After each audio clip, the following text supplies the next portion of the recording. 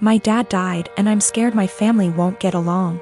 So yesterday after my dad comes home he eats what my mom made for him. Eggs and Spam. To be clear, he has a pre-existing medical history of high blood pressure and gout. First found out when he was admitted to the hospital in 2015 when he fell ill, and we basically had to force him to go to the hospital BC he didn't want to go. He was put on medication since, with changes to them maybe a year or so ago. So back to when after he ate. My half-sister heard a thud around 740-ish and told me to check BC. She thought maybe my parents are arguing. I go down and see my dad on the kitchen floor, my mom behind him a few feet away, and I hear him snoring. I ask my mom a question, get worried, run back upstairs and knock on my sister's door. She calls my other sister and also tells me to stop wasting time, call 911. I was scared and frantic. I wish I called 911 or saw him when he came in so I could maybe have called sooner. They get frantic too and we all start yelling at each other, and I try to maintain order also as I'm talking to 911 person. At some point in all of this my brother-in-law yells for help and I help him turn my dad onto his side. BC he said he could choke on his saliva. My dad stops snoring and we start panicking. The EMS tells us how to perform CPR, but my sisters keep yelling, and so I try to get them working together. They finally start working on it. One is doing compression and the other giving him air and sometimes rotating. Fire department and ambulance gets here and they start doing the same thing but also have defibrillators, and honestly, I'm just in shock still. It was maybe 8:03 p.m. when they came or so, I don't remember, it's all a blur. I checked my phone for timestamp, but I called twice so I forgot when original call was placed. They called it at 8:50 p.m. and I just began to lose it. My aunt comes and my sister is trying to call my dad's work to let his bosses know. We talk about how we want my dad's arrangements and agree on cremation. BC we don't have the money for anything else, but also my sister wants the remains. My mom is bipolar schizophrenic and my sisters and bro-in-law don't get along. Her because of a whole history that would keep you here forever if I tried to type it. My dad was a bad person but he still chose us and tried his best to provide regardless of his fallacies. He had my mom's back too, saying he wouldn't kick her out or place her in a mental home. My sisters kinda want that, I think, but I'm scared to talk about it. My mom is okay sometimes but also acts up BC of her mental illness sometimes, and my dad and I were her constants regardless of what happened. My mom is old and still wants to benefit from some social security services that my dad had, but my sisters and I think we should get a majority control of his account. There's a lot of renovations to be done. BC he ignored upkeep of the house for a number of years, example, the roof. My mom is not very sad about the ordeal. BC she had a long history of mental abuse from my dad and I understand, but we for some reason stayed together. It how to move forward except for one moment at a time, and I'm still waiting for funeral home to come pick up his body. It's 8:13 a.m. now, been waiting since night before. And I have been crying but also I can't sleep, and I'm sorry if this doesn't meet guidelines. I just need to vent. Even though I told a few friends, I'm still in disbelief. How this will moving forward. I believe it can though. But it's hard to stay positive. I am a 26 years old female. Me and my fiancé, he's 28, been engaged for 4 months. We're planning on having our wedding on October 18th. My future mother-in-law kept annoying me and sending me suggestions for choosing the right wedding dress, and said that she knew better and tried to get me to approve of wedding dresses that she chose. And when she couldn't enforce her decision, she demanded that I take her with me to buy my wedding dress so she could have an opinion. Before I went shopping I called her to ask if she wanted to come, but started making excuses about how busy she was with my sister-in-law. I went shopping with my mom and I was able to find a really nice dress, although it cost me a little over what I saved up for. But it was worth it. I made some changes to it and it was perfect. It arrived to my apartment at the end of the week. I made sure it was stored in a safe place so it doesn't get ruined. Yesterday, I got back from my mom's house and found that my fiancé wasn't home, neither was the dress. I called him immediately, knowing that he must have taken it to show it to his mom, since she continuously asked to see it and refused to have me send her pictures of it on Facebook. I was so mad when it was confirmed that my fiancé took it to show it to his mom. He said he was gonna be home in 30 minutes. After he went to the supermarket, I waited for longer than I had to, and then when he arrived I ran to get my dress. That was buried underneath grocery bags. I took it to check on it and its zipper was broken and the dress itself, fabric, was stretched out. I was like, what the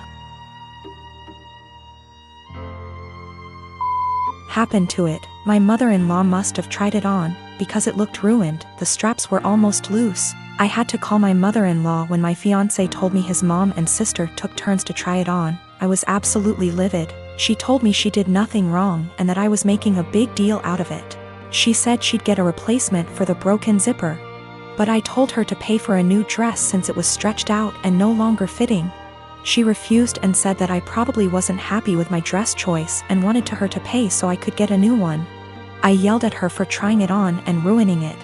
That she and my fiancé were responsible for ruining my dress, so they should pay for a new one. It's done, no longer fitting.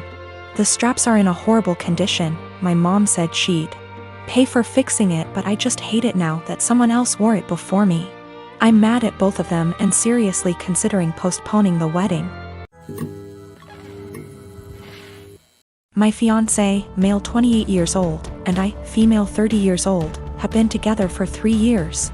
I used to live close to work and used public transportation, but after I moved into his house, which is hours away from work, I bought myself a car since I'm a nurse, and also since there isn't any hospitals close to where we live that I could transfer to.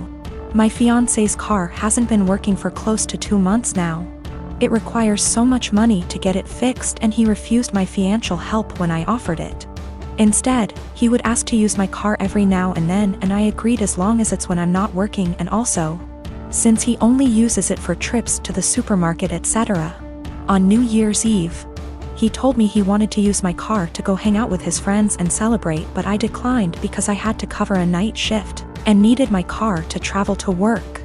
He insisted and even suggested I take the night off or swap shifts with another nurse, but I couldn't do that last minute.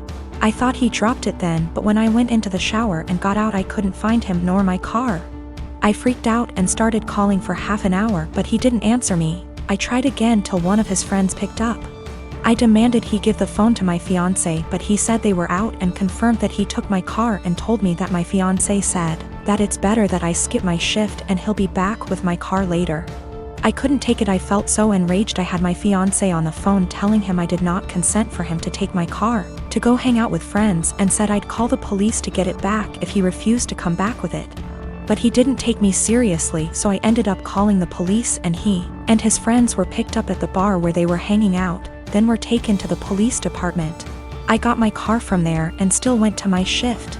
My fiancé was let go hours after I left, and he blew up my phone with missed calls and texts about how I was out of my mind to call the police on him and put him in this situation. I did not respond, but when I got off work the next day we got into an argument and he said he couldn't believe I'd do this to him, but I told him he made me do this, to which he responded that I was petty and callous because not only did I ruin his New Year's celebration, but all his friends aren't speaking to him after I put them in this situation as well, and he then kept giving me silence about it. I did consider this a form of theft, especially since he went behind my back after getting a no from me. But he was shocked that I'd even imply that he was a thief and said what's yours is mine and vice versa, so I shouldn't be using the terms theft and stealing. My fiancé, James, and I have been together for 3 years, planning a wedding for October 2016. A few months before we met, James bought a brand new home in a newer subdivision. We recently refinanced it and added my name. Before me, James dated a woman, Britt, for about 7 months. She's never been to this current house.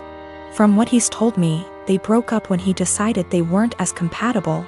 The breakup was rough, to the point where he and neighbors called the police when she wouldn't leave his front yard and was screaming at 10 p.m. at night. This is all from what he and his sister have told me. I don't have a reason to not believe them. I've only had a few run-ins with Britt. These have been at restaurants or just coincidences out in public. We never spoke up until now. The problem, Britt has bought a house in the same subdivision that we live in. We even share a cul-de-sac. The only reason we found out about this is from a flyer we got welcoming her to the neighborhood. Our subdivision is very community-oriented. James insists he's never told her where he lives and hasn't spoken to her since the night he called the police. We both brushed it off as a coincidence, but lately it's becoming very weird.